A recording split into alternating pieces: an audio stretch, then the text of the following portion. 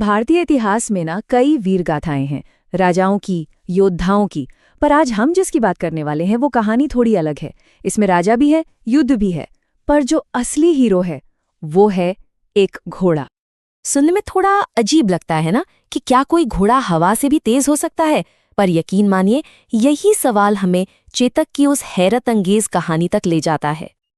तो कहानी की शुरुआत होती है एक जंग के मैदान से। एक तरफ है महान योद्धा महाराणा प्रताप और उनके साथ है उनका वफादार साथी, उनका घोड़ा चेतक। सोचिए, चारों तरफ युद्ध का शोर, तलवारों की टनटनाहट जिसे रण कहते हैं, और उसी खून खराबे के बीच चेतक ने कुछ ऐसा कर दिखाया जिसने उसे इतिहास के पन्नों में हमेशा के लिए अमर कर दिया। महान कवि श्याम नारायण पांडे अपनी कविता में लिखते हैं, रणबीच चौकड़ी भर भर कर चेतक बन गया निराला था। मतलब उस युद्ध के मैदान में अपनी जोरदार छलांगों से, अपनी चाल से चेतक सबसे अलग, सबसे बेजोड़ नजर आ रहा था। अब यहाँ ये जो शब्द है ना, चौकड़ी, इस पर जरा गौर कीजिए। ये सिर्फ दौड़ना नहीं है, ये एक तरह की विस्फोटक छलांग है, पूरी ताकत और ऊर्जा से भरी हुई। इससे पता चलता है कि चेतक की रफ्तार और ताकत कितनी जबरदस्त थी। तो चलिए अब बात करते हैं चेतक की उस स्पीड की, उसकी उस अविश्वसनीय गति की जो किसी जादू से कम नहीं लगती। कविता की एक लाइन है जो चेतक की रफ्तार को मुझे लगता है सबसे अच्छे से बताती है।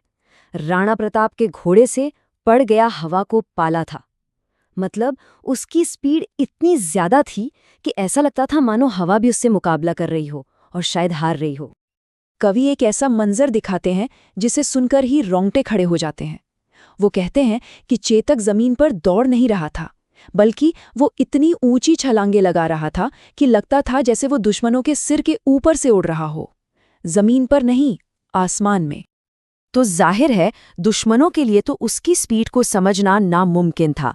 एक पल वो यहाँ है तो अगले ही पल कहीं और।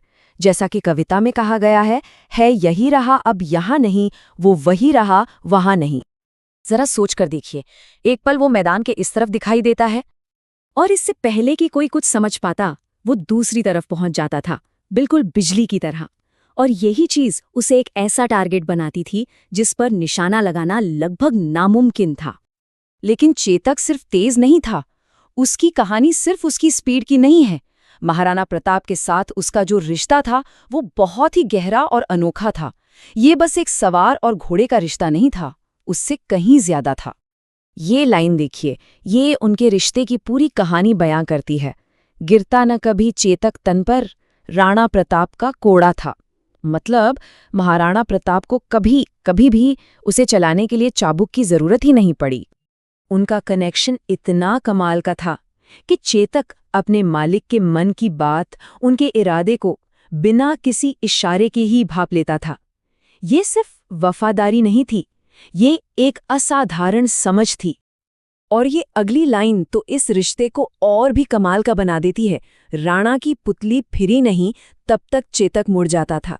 मतलब इससे पहले कि राणा की आंख की पुतली भी घूमती, चेतक समझ जाता था कि किधर जाना है और उसी दिशा में मुड़ जाता था।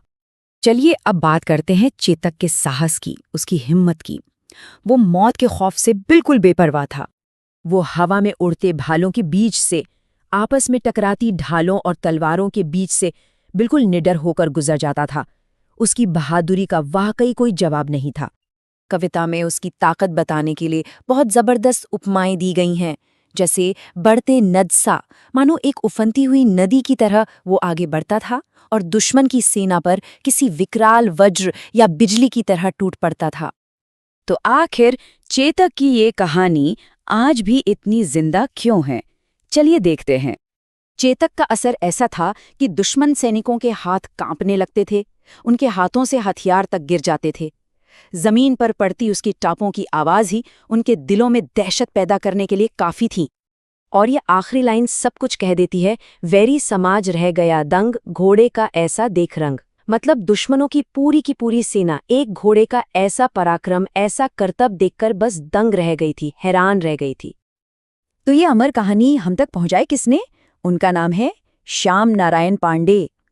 चेतक की वीरता असल में उनके एक बहुत बड़े महाकाव्य हल्दी घाटी का बस एक छोटा सा हिस्सा है।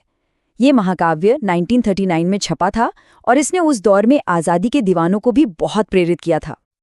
जरा सोचिए, एक बड़े महाकाव्य का सिर्फ एक छोटा सा हिस्सा, एक अध्याय, और उसमें एक घोड़े को इतिहास में हमेशा हमेशा के लिए अमर कर दिया। यही तो है साहित्य की ताकत। तो चेतक की ये पूरी कहानी सुनने के बाद मन में एक सवाल जरूर उठता है, इतिहास में वीरता का सेहरा सिर्फ इंसानों के सिर पर ही क्यों बांधा जाना चाहिए?